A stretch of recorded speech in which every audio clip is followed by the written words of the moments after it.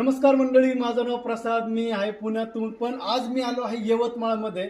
तर यवतमाळमध्ये येण्याचं कारण होते की ह्या मॅडमला खूप सारे आजार होते आणि किती वर्षापासून होते आणि त्यांना काय काय त्रास होते हे मॅडमच सांगतील. तर मॅडम, तुमचं नाव सांगा, गाव सांगा आणि तुम्हाला काय काय आजार होते त्याच्याबद्दल सांगा. ठीक आहे.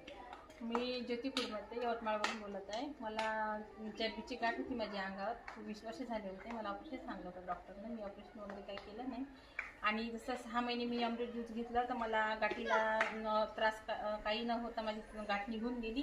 आणि दुसरा त्रास मला टाचेचा होता. टाचेचा हाडाचं ऑपरेशन सांगितलं होतं डॉक्टरनी आणि इंजेक्शन घेतलं तर नसा फाटेल म्हणे आणि ऑपरेशन केलं तर नसा कटतील म्हणे. त्याच्यामुळे मी काही केलंच नाही आणि मग मी अमृत ज्यूस सुरू केला. त्याच्यासोबत ते टॅबलेट पण घेतली मी आणि त्या त्रास माझा आता टाचेचा पूर्णपणे निघून गेला.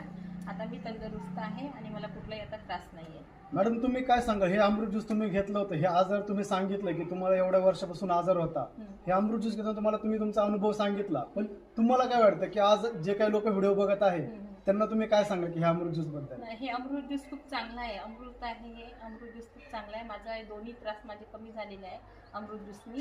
हे सर्वांनी घ्यायला पाहिजे आणि सर्वांच्या घरात असायला पाहिजे. टॉनिक सारखं आहे आणि आजार पण सर्व जाते. एका औषधाने बाकीचे सर्व आजार निघून जाते.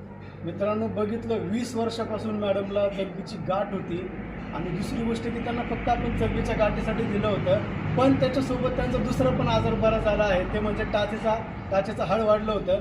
म्हणजे आजार खूप, अमृत ज्यूस फक्त एकच. म्हणजे आजार सगळे जरी असले तरी त्याच्यावरती एकच सोल्युशन म्हणजे अमृत ज्यूस आहे.